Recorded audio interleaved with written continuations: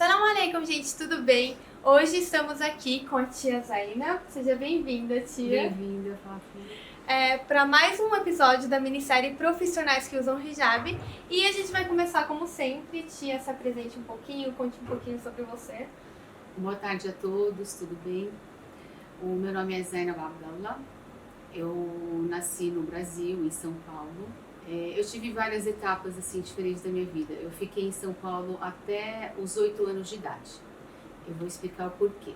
Porque com 8 anos de idade, eu quis usar o véu, né? Como qualquer menina muçulmana.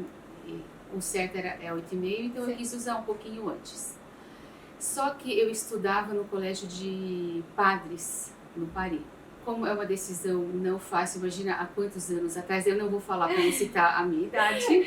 Então, o meu pai ele resolveu ir para o colégio com minha mãe e conversar que minha filha, a partir da semana que vem, vai começar a usar véu e explicar um pouco da nossa religião e dos nossos costumes. Só que, para nossa surpresa, na época isso não existia, a gente não falava que era bullying e nem que era preconceito, né?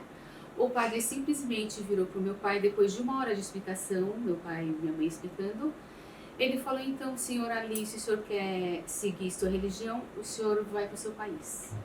Nossa. Um padre.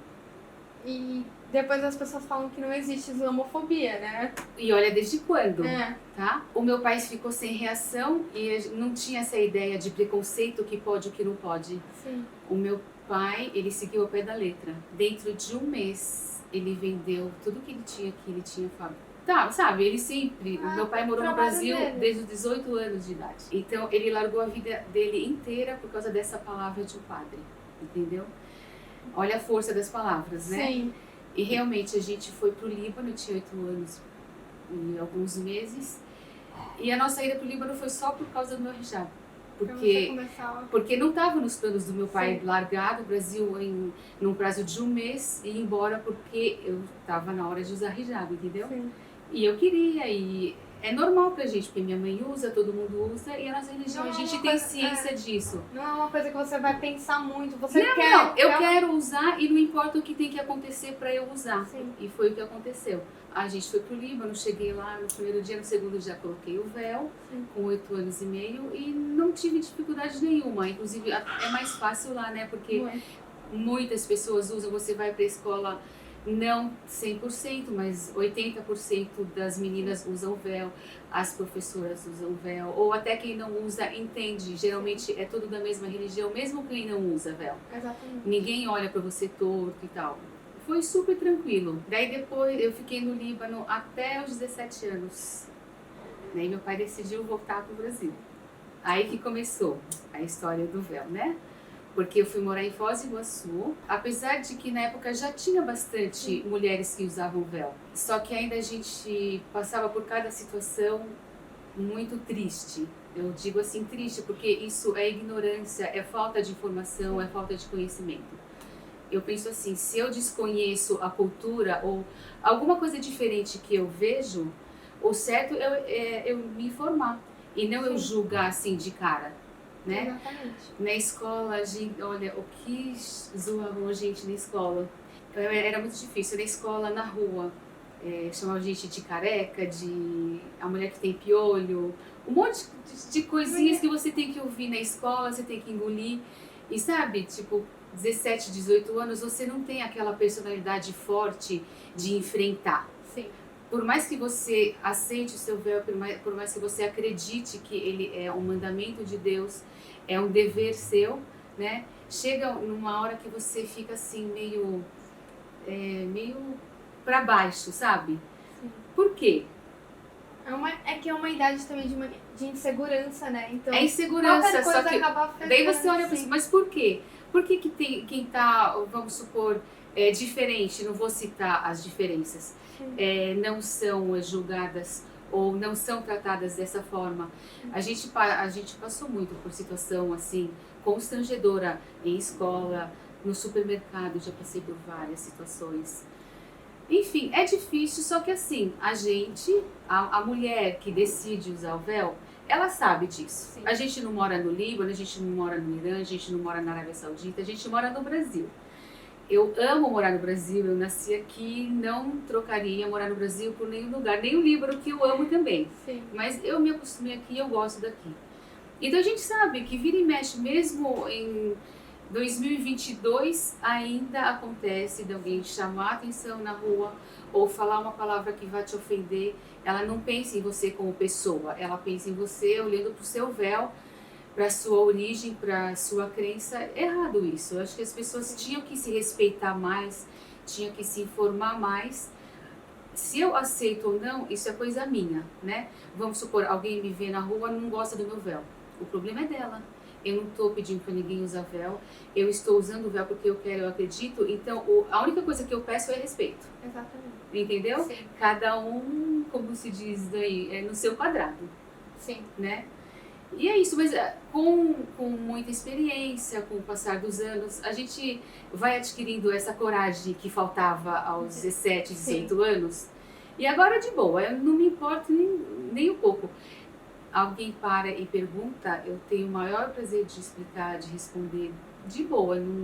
Eu não me importo, não acho ruim. Por mais que seja, às vezes a pessoa fala assim, nossa, desculpa, é uma pergunta boba. Eu não me importo. Exatamente. É uma dúvida sua, então não é boba. Entendeu?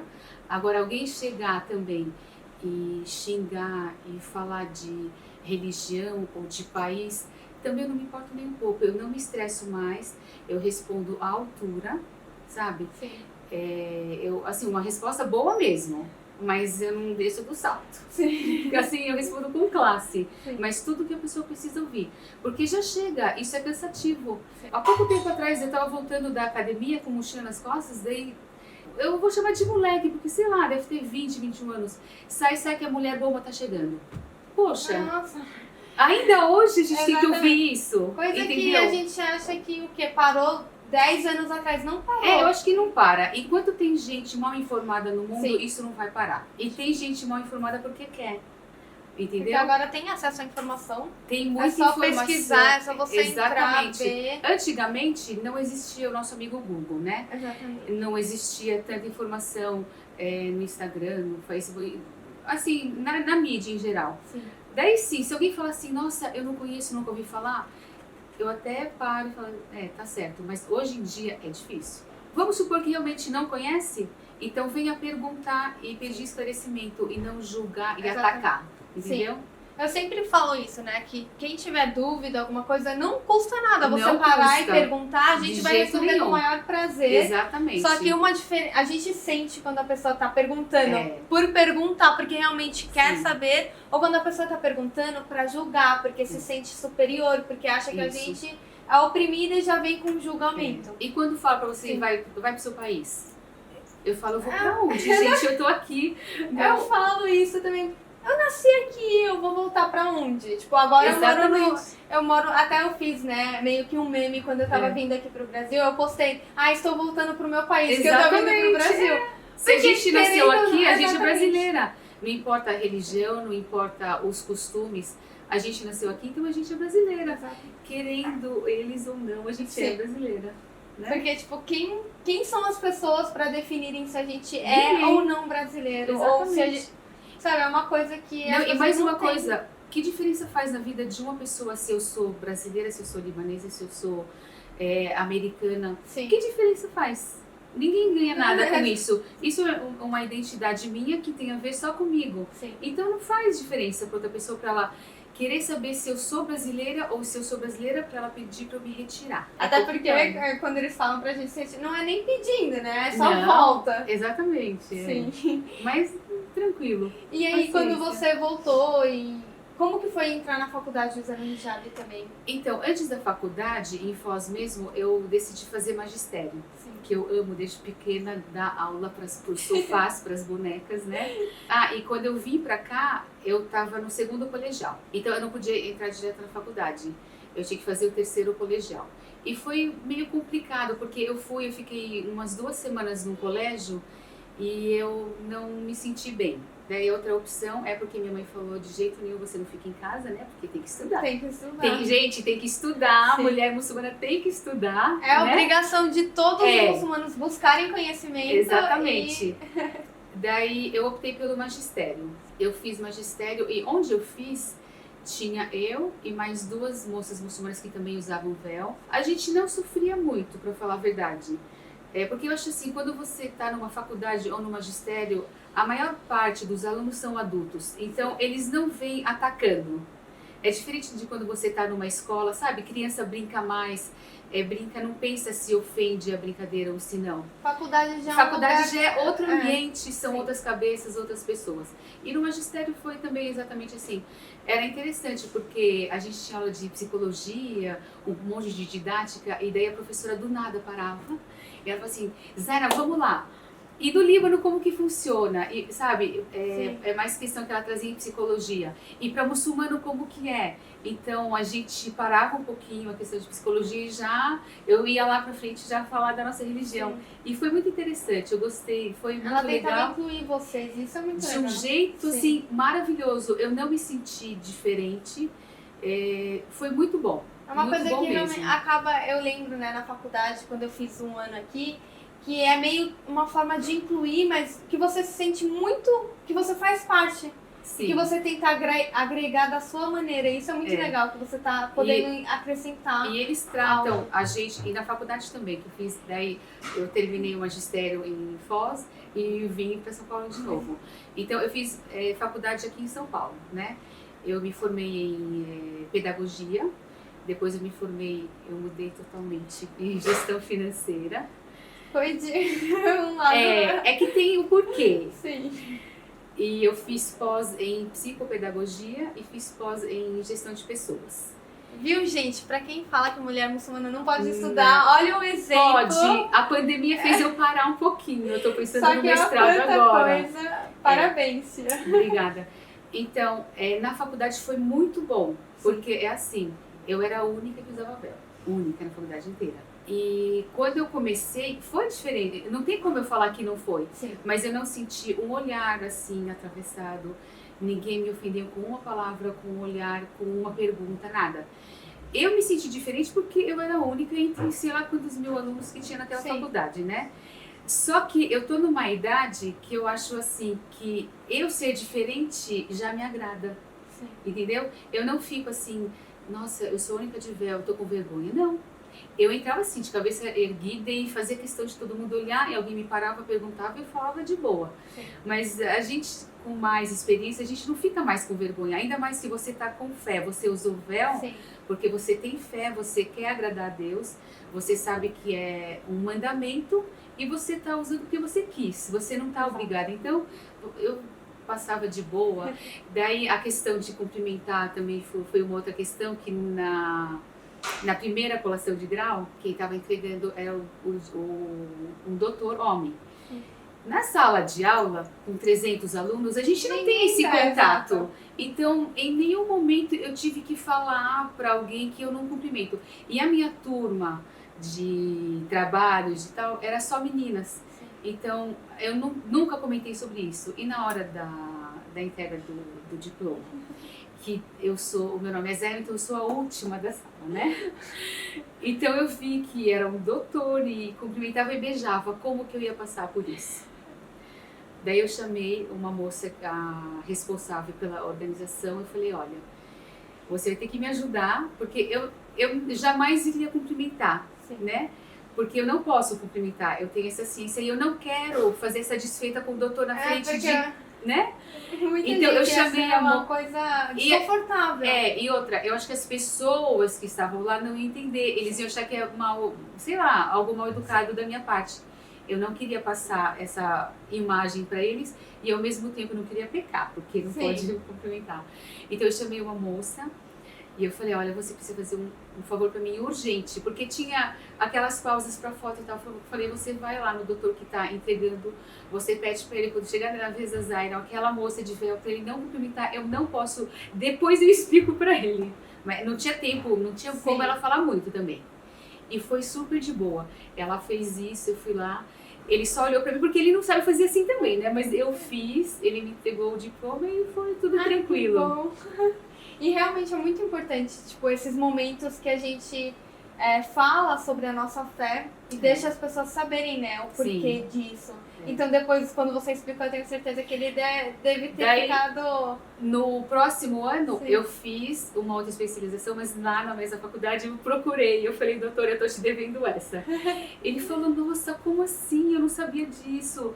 Daí ele comentou que ele já teve moças muçulmanas, só que não usavam hijab, e que nunca aconteceu. Eu falei, então, é que cada um é cada um, só que o certo é não cumprimentar e tal. E ele entendeu. Tranquilo. Isso é muito bom. E são momentos assim que a gente pode ensinar as pessoas. A gente divulga a nossa religião sem ser uma coisa, sabe, ofensiva pro outro, de colocar num momento ruim.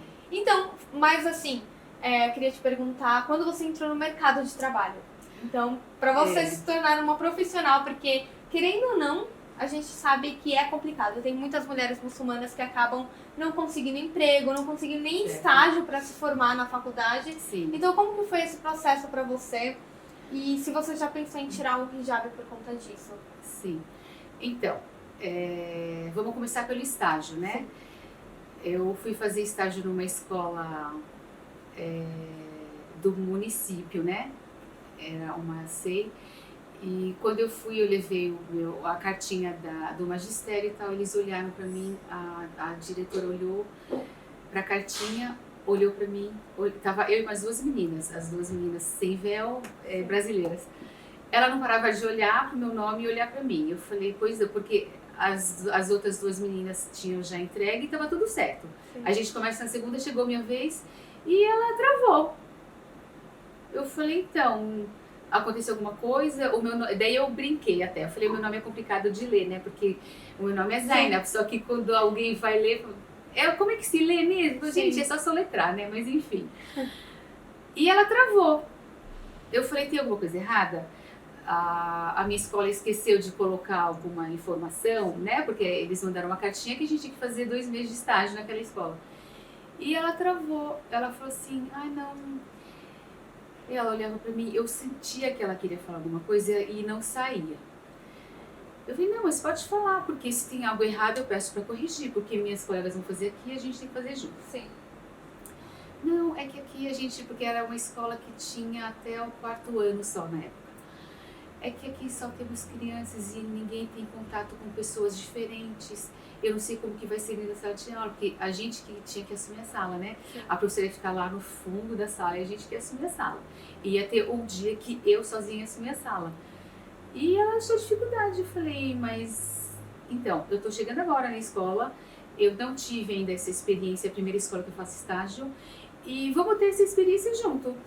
Com certeza, se eu entrar numa sala de aula e eu ver que minha presença está prejudicando as crianças, eu jamais ficaria. Entendeu? Eu falei, vamos ver.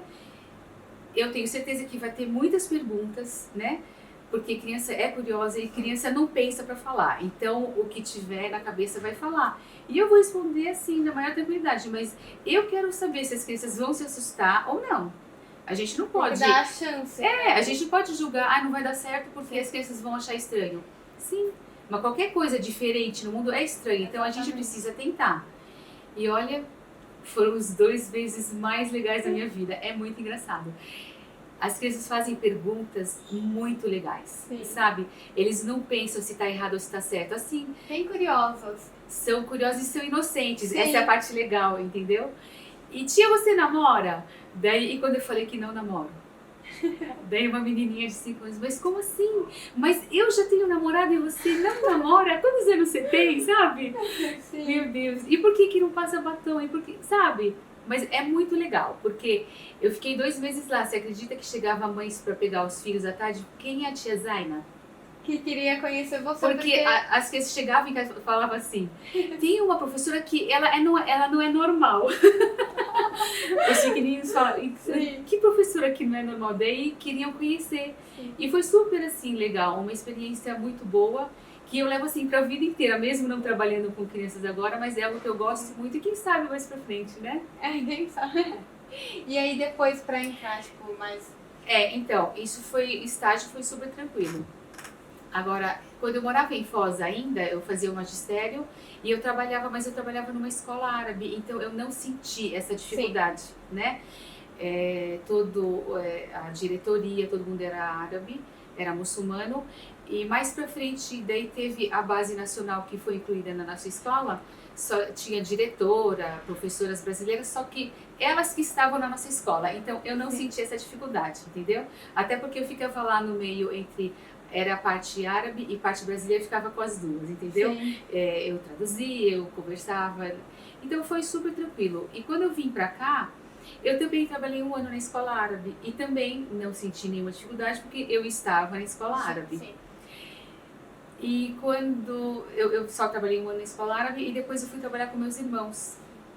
Eles têm empresa de importação e o meu irmão precisava de alguém no financeiro, gerente financeiro, que ele achou na época que tinha que ser alguém da família, alguém de confiança e tal.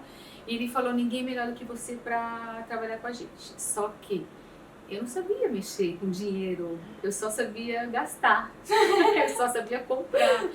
Sim. Foi difícil, sim, foi difícil para eu aceitar a ideia, porque eu tinha medo de errar. Como que eu vou ser gerente financeira se eu nunca mexi, eu nunca estudei?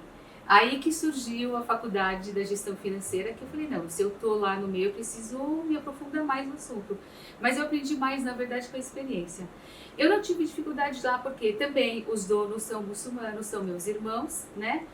E a outra parte, que são os funcionários, vendedores e tal, é tudo brasileiro. Só que, afinal, se eu tô no meu ambiente, praticamente na nossa empresa, então eu não sinto dificuldade, eu não senti. Só que daí vem a pergunta, se eu tivesse que trabalhar fora, eu sei que tem dificuldade, eu tenho muitas meninas que eu conheço, amigas, que têm essa dificuldade, infelizmente ainda tem no Brasil.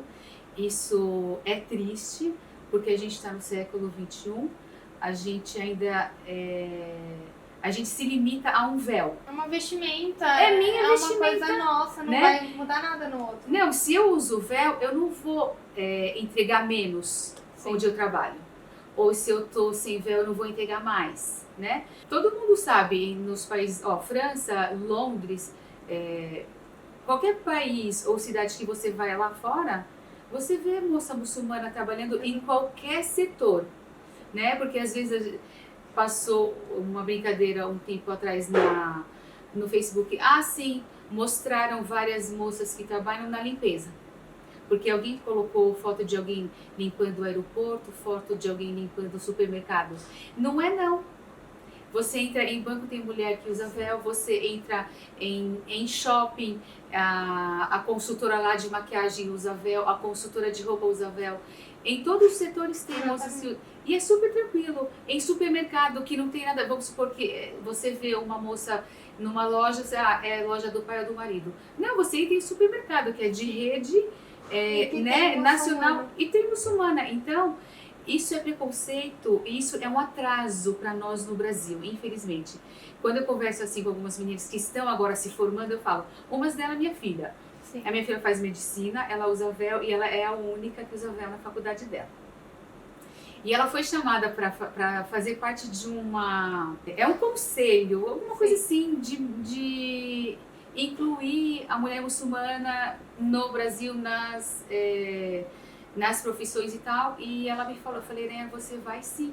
Porque tem outra moça muçulmana super legal, desculpa, mas eu esqueci o nome dela, mas ela não usa véu.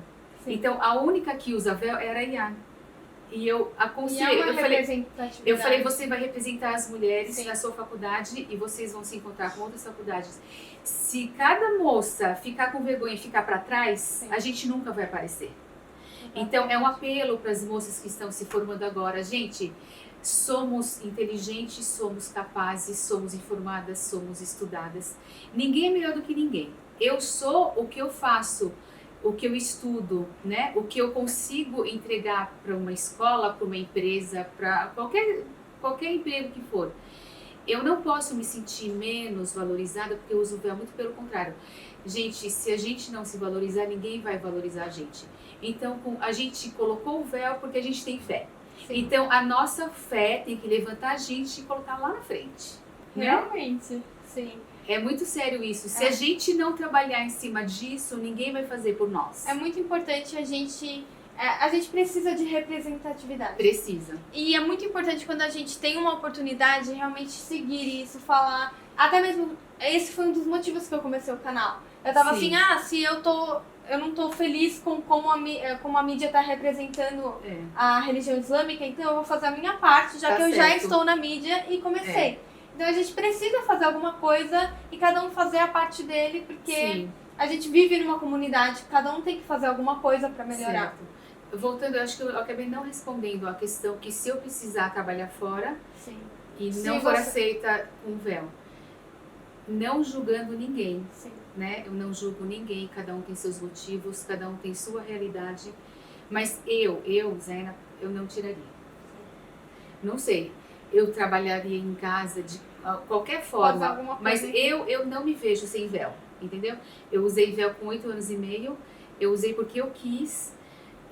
Já passamos muita dificuldade de Uma sempre trajetória, chegar. sim. Não é agora um emprego. Eu sei que emprego é muito importante Sim. para nossa realização, até para o nosso, né, para nossa vivência, porque ninguém vive sem dinheiro. Exatamente. Mas mesmo assim, eu iria inventar alguma coisa para fazer dentro da minha casa, mas eu não tiraria o véu.